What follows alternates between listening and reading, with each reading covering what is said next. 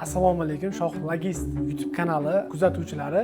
Bugun ko'rsatuvimizda kommentariyalarni portlatib tashlangan savol bor. Bu o'sha updaterlarni, ularning ish jarayoni, ular kim, nima vazifa qiladi, qanaqa oylik oladi, qanaqa ishlaydi, shunga o'xshagan ko'pgina savollar bor. Ularni ko'plab so'rashgan. Shuning uchun biz o'zimizning kompaniyada ishlaydigan updaterlardan, updater kim, qanaqangi oylik oladi, qanaqa ishlaydi, nima vazifalarni bajaradi, kimlarda updater bo'la oladi, kimlar updater bo'la olmaydi va updater o'zi kompaniya uchun nimaga kerak degan savollarga javob topamiz va sizlarga yetkazib beramiz. Demak, qani ketdi, hozir kompaniyamizda ishlaydigan Anthony updaterdan bu haqida hamma savollarimizni berib, hamma savollarimizga javob olamiz birgalikda. Anthony, assalomu alaykum. Yaxshimisiz, tuzukmisiz? Charchamayapsizmi? Demak, siz updatersiz, Lionstar kompaniyasida. Lionstar kompaniyasida 1 yildan oshiqroq updater bo'lib ishlagansiz. Demak, bizda qarang, kuzatuvchilar, bizning kuzatuvchilar, ya'ni YouTube kanalimiz kuzatuvchilarini ko'plab savollari bo'lgan, ya'ni update positionda juda ham ko'plab qiziqishlar bo'lgan. Ular bilishmoqchi, ya'ni ular kim o'zi updater, nima ish qiladi, qancha pul topadi, qanaqangi javobgarliklari bor, shularni haqida bilishmoqchi. Keling, shuni boshidan so'rasak. Demak, 1 yildan beri siz updaterlik qilasiz, to'g'rimi? Updater bo'lib ishlayman. Darajam senior, hozir $750 oylik olaman. Updater bo'lish uchun endi birinchi o'rinda dispetcherlar kabi stress chidamli bo'lish kerak, multitasking bo'lish kerak deb o'ylayman. Tushunarli. Qarang, updater kim? Vazifasi, asosiy vazifasi nima? Updaterlar, dispetcherlar yuk oladi. Updaterlar vazifasi shunaqa driver boryaptimi, pick-upga to'g'ri ketyaptimi, qachon boradi. Brokerlar bilan driverlarning o'rtasida o'sha kommunikatsiyani ushlab turish updaterlarning vazifasi hisoblanadi. Tushunarli. Xo'p, undan tashqari yana qanaqangi vazifalari bor? Javobgarliklari bor updaterlarning. Javobgarliklari, misol uchun, agar misol aytaylik, haydovchi yuk olishga ketdi va kech qoldi, bu joyda updater qanaqadir javobgarligi bormi? Javobgarligi bor. Endi misol yuk vaqtli tashlangan bo'lib shunaqa updater qaramay qolsa, u albatta updater ayb bo'ladi. Shuning uchun biz qarab turishimiz kerak. Har doim bu yoqda misol covered bo'ladi. O'sha yuk olingan driverlar prioritetga qo'yib olib qarab turishimiz kerak bo'ladi. Tushunarli.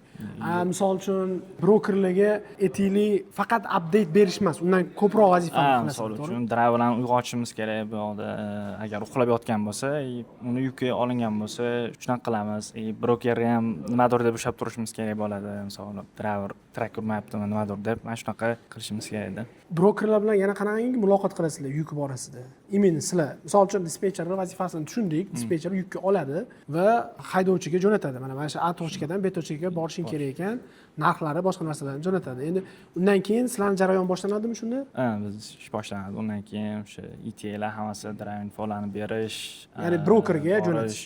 Yukni pick-up qilib oldi, to'g'ri yuk olyaptimi, yo'qmi, shularni check qilish, hammasi biz vazifamiz hisoblanadi. Updaterlarda, yangi updaterlarda kuzatiladigan eng ko'p xatolar nimalar? Juda ham qo'rqishadi. O'zim ham yangiligimdan qo'rqadim. Driverlar to'xtasa, nimaga push qilib tashlaydi, nimaga to'xtadi, u yoq bu yoq. Endi ular ham odam, shuning uchun ko'rish kerak, so'rash kerak, nima bo'lyapti, o'zi yaxshimi, trackingda bormi yo'qmi, nimaga to'xtading, shunaqa. Eng qo'rqinchlisi mana shu. Keyin juda boshida sekinroq ishlashadi, shu qiyin bo'ladi. O'tkazib yuborib, emaillarni o'tkazib yuborish mumkin yoki. Demak, email o'tkazish ham bu ham bitta boshlang'ich updaterlarni kamchiligi, to'g'rimi? Eng qilinadigan xatolari. Shunaqa. Mana shu aytaylik, ishga kirgandan updater yaxshi o'rganib olguncha qancha vaqt ketadi? 8 oy, 7-8 oy ketadi. 7-8 oyda zo'r spetsialist bo'lsa bo'ladi. Normalniy bo'lsa bo'ladi. Endi bu yoq experience qancha ko'p ishlasangiz, shuncha ish yaxshi o'rganib borasiz. Updaterlarni misol uchun keyingi bosqichi, ya'ni o'sish davomida keyingi bosqichi qanaqa bo'ladi? Dispetcherlik bo'ladi. Dispetcher bo'ladi. Ya'ni ular updaterlikdan boshlab keyingi bosqichi dispetcherlikka o'tsa bo'ladi, xudo xolasa. Nima uchun, sizga savol, nima uchun birdaniga misol uchun yangi xodimni olib dispetcher yordamchisi qilib sirasi dispetchga berib yuborishmaydi? Unaqa bo'lsa, bu yoqda ish qanaqa bo'lishini o'rganish kerak. U tajribasi bo'lmaydi. Yangi kelgan odamni hech nima bu sohani bilmasdan turib, prosta dispetcher bo'lib qolish bo'lmaydi-da. Demak, eplolmaydi. Birinchi bo'lib updaterlikdan boshlash kerak deb o'ylayman. Demak, updaterlikda shunda ma'no ko'p chiqadiki, updaterlikda bozorni o'rganadi, muammolarni yechishni o'rganadi, ya'ni ular bilan ishlaydigan customerlarni, brokerlarni o'rganadi. Birinchi o'rinda brokerlarni, misol uchun men hozir qaysi brokerda qayerga yuki bor, shularni o'rganaman. Driver bilan qanaqa kommunikatsiya qilishni o'rganaman. Hammasini o'rganaman-da. Keyin shu jarayoningizda hali dispetcher bo'lmagansiz, to'g'rimi? Yo'q, hali bo'lmagan. Shunda yuklar qayerdan chiqyapti, qanaqa narxda chiqyapti, shularni ham analiz qilib borasizmi o'zingiz uchun? albatta. Bozorlarni bilib borasiz. Bozorlarni ko'rib, qaysi brokерni qayerdan qayerga yuki bor mana shularni O'rganib borasiz. Kuniga necha soat ishlaysiz? kuniga o'zi ishimiz 9 soat, 8 soat ishlaymiz, 1 soat update berib, update olib qolishga. Ketadi, to'g'rimi? Boshqalarga ham, misol uchun bu sohaga kirmoqchi bo'lganlarga update'ni tavsiya qilgan bo'larmidingiz yoki Albatta, yaxshi agar dispetcher bo'lib yaxshi daromad topmoqchi bo'lsa, updaterdan boshlash demak kerak. dispetcherni boshlang'ich yo'li update Updater, albatta. keyin boshlang'ich updaterlar necha puldan oylik oladi? Misol uchun boshlang'ich Adashmasam hozir $350 olsa kerak. Shunaqa $350 keyin unda junior bo'lib kiradi, specialist adashmasam $550, keyin bu yog'i 750 shiftga qarab ozgina farq qiladi. Demak, shu bilan ko'tarilib ketadi. Eng yuqori darajada senior hisoblanadi. Kimlardan updater chiqmaydi? Ya'ni bu ishga yaqinlashmagani boshqa mana accounting bor, safety bor, insurance bor, fleet bor. Ular bilan shu qiziqib ko'rgani ma'qul deb o'ylaysiz. Stressga chidamli odamlar update oladi deb o'ylayman. Chunki bu odam dispetcher gapiradi, updater, driver, broker, odam multitasking bo'lmasa updater chiqmaydi. Keyin mana bitta ko'p savol so'rashadi-da, qiziq sizni fikringiz ham. Men ingliz tilini yaxshi bilmayman, lekin ishga olsanglar deydi, o'rganib olaman deydi. Shu qanchalik shunaqa odamlar updaterda ishlab keta oladi deb Yo'q, menimcha ingliz tili qancha zo'r bo'lsa, shuncha o'ziga yaxshi deb o'ylayman men. Chunki driverlar bilan gaplashish, brokerlar bilan gaplashish, misol uchun aksent etsam ham bo'ladi. Aksentingiz zo'r bo'lib, zo'r gapirsangiz, u sizga boshqacha muomala qiladi deb o'ylayman. Demak, bu yerda ingliz tilini kirib olib rivojlantirish degan narsa yo'q, to'g'rimi? Demak, ingliz tilini yaxshi bilmasa, driver bilan birinchi kun telefonda o'zida o'sha yerda u parod bo'ladi. Parod bo'ladi, yeb qo'yadi, o'sha qaytib chiqib ketib ko'rsa ham bo'ladi, to'g'rimi? Shunaqa. Demak, eng muhim yana bitta insight ekan, eng ko'p beriladigan savol edi. Men o'g'limmi yoki tanishimmi yoki o'zim ingliz tilini boshlang'ich yoki o'rta darajada bilaman, kirib olsam, keyinchalik o'rganib olaman deganlar uchun mana iloji yo'q. Chunki har bitta ish jarayonlari telefonda bo'ladi va ingliz tilida gaplashish kerak. Ingliz tilini bilmadingizmi, birinchi kundan siz ishlay olmaysiz. Bu yoqda o'tirib qo'l mehnati bilan qilinadigan ishlar yo'q. Kompyuter oldida, telefonning oldida faqatgina aqliy ingliz tilini ishlatib, ingliz tilida suhbat qilib, yozib, gaplashib ishni qilish kerak bo'lar ekan. Demak, shuning uchun eng minimum necha IELTSdan deylik, necha bo'lish kerak deb o'ylaysiz? 6.5 bo'lsa yaxshi deb o'ylayman. 6.5 dan tepalari harakat qilib ko'rsa bo'ladi, to'g'rimi? 6.5 deb o'ylayman. Endi bundan pastroq ham bo'lishi mumkin. O'zi bolaning o'ziga qarab, lekin 6.5 menimcha minimal. Men ham o'zimning shaxsiy fikrim shunaqa. Birinchi bo'lib ingliz tilini zo'r o'rganish kerak. Shunaqa. Vaqt ketkazib ishni o'rganishga, masalan, 7-8 oy vaqt ketadi. Eng zo'r darajaga chiqishga va o'sha 6.5 dan tepa urovengga chiqqandan keyin bemalol ishga kirib, keyinchalik faqat ishni o'ylash kerak degan narsani men ham to'g'ri deb beraman va ko'pgina odamlarga ham, o'zim ham yaqinlarga ham, tanishlarga ham shu narsani tavsiya qilganman. Chunki bu yoqda ingliz tilini rivojlashga vaqt bo'lishi mumkin, lekin ko'proq bu yoqda ham ish bo'ladi baribir. Shuning uchun yaxshilab kelgan ingliz tilini yaxshi bo'lib kelgani yaxshi. Keyin updaterga shogird berish. Ko'pchilik aytadi-da, shogird qilib beramiz. Jiyanimni yoki tanishimni shogird qilib bersam, o'sha yonida borib o'tirsa o'rganadi deydi. Shunaqa narsa possible-mi yoki mumkinmi? O'rganadi albatta. O'rganadi. Lekin dispetcher menimcha updaterni o'rgatishga vaqti bo'lmaydi, faqat kuzatib o'zi ko'rib o'rganadi. Dispetcher emas, updaterlar bolalar, misol uchun main shift ish ko'p bo'lishi mumkin, lekin boshqa after hour shift ularni vaqti bo'ladi. Shularni o'rgansa bo'ladi. O'zimizda ham bor shunaqa bolalar. Tushunarli. O'rgangan bolalar bor. Lekin ularni eng o'sha boya aytganimizdek ingliz tilisi bo'lishi kerak. Ingliz tilisi bor albatta. Tushunarli. Updaterdan dispetcherlikka chiqquncha, yaxshi daromadga chiqquncha qancha vaqt ketadi deb o'ylaysiz?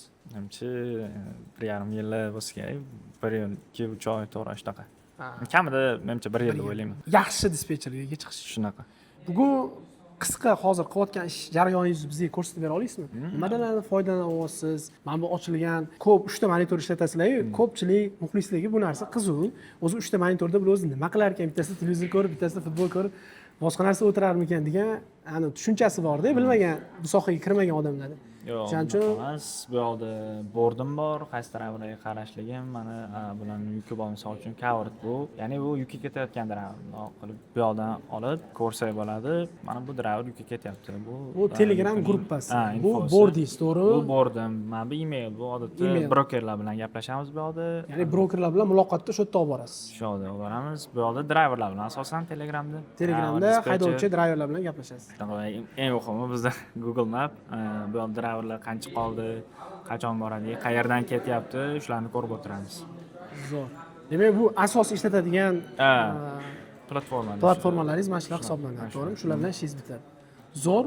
Menimcha ko'pchiligi qiziq, updaterlar ham, ya'ni kompyuterni yaxshi bilishi kerak, yaxshi foydalana olishi kerak. Keyin AI qanchalik mana Klaviyo AI haqida hozir bilasiz, internetda bomba bo'layotgan, portlatayotgan tema bu AIlar. O'zingiz mana ishlatyapsiz, Klaviyo AI bu o'sha yaqinda biz tomonidan o'rnatildi va qanchalik ish jarayonlarini mana AIlar yordam beryapti. Klaviyo zo'r, men bundan eng foydalangan narsam tranzit update'larda foydalanamiz. Hozir mana bu driver bundoq ko'rsak, qancha ketayotgani, qayerda ketayotgani mana shuni ko'rsatadi. Ish ko'pligida bizga bu ham ozgina qiyinchilik tug'diradi tranzit update berish. Shunda ana shundan foydalansak bo'ladi bemalol. Tushunadi. Sizga eng yoqqani Eng yoqqani mana shu tranzit update. Keyin bu yoqda hozir ancha mukammal qilib qo'yishdi. Klaviyoni o'sha nima qilgan o'nirlar desa ham bo'ladi. Bordlar juda ham ishlatishga qulay. Ko'p keraksiz narsalar yo'q, kerakli ETA bor, qayerga ketayotgani, trailer numberlari, qaysi yuk qilayotganligi, eng muhim narsalar bor, yaxshi bor. Mana yaqin kelajakda aytaylik 3-4 yil ichida AI updaterlarni ishini olib qo'ya oladi deb o'ylaysizmi, olib qo'ya olmaydi? Yo'q, unaqa deb o'ylayman. Olib qo'ya olmaydi. Men o'zim updater bo'lgan sifatida emas, endi baribir buyoqda sens borda. AI просто bajarilgan, etilgan narsani qiladi, lekin odam baribir his qiladi odamni. Shuning uchun olib qo'ya olmaydi deb o'ylayman. Olib qo'ya olmaydi deb o'ylaysiz. Qiziq. Endi qaysidir jihatlarini mayli nima qilishi mumkin, egallashi mumkin, lekin full olib qo'ya olmaydi. Shu joyda muxlislar qiziq savol, sizlar nima deb o'ylaysizlar? Mana yaqin kelajakda 3-5 yil ichida imенно AI native agentlar, imенно updaterlar haqida gaplashamiz. Hozir updaterlarni ish vazifalarini olib qo'ya oladimi va yoki to'liq olib qo'ymasa ham necha foizini olib qo'ya oladi? Ularga yoki yordamchi bo'lib xizmat qiladimi? Fikringlarni yozib qoldiringlar. Xo'p, demak, sizni ish jarayonlaringizga ancha AI foydasi tegyapti, to'g'rimi? Gap. Rahmat sizga kattakon. Menimcha o'zimizga kerakli bo'lgan, qiziqarli bo'lgan savollarga javoblarni oldik. O'ylaymanki, nima deydi, ko'pchilik bizani kuzatayotganlarga ham manfaatli bo'ladi, foydali bo'ladi. Bu sohaga ayniqsa endi kiraman deganlar uchun, demak, dispetcher bo'laman deganlar uchun mana updater pozitsiyasida nima qilishini, nimalar ishlatishini ko'rdinglar va qancha oylik olishini ham bildinglar. Endi faqat ingliz tilini zo'r bilib, faqat harakat qilish qoldi deb o'ylayman. Kim ingliz tilini bilsa, hammani harakat qilgan odam baribir yutib shu sohaga kiradi. Rahmat kattakon, ishlaringiz omadini bersin. Salomat bo'ling, charchamang.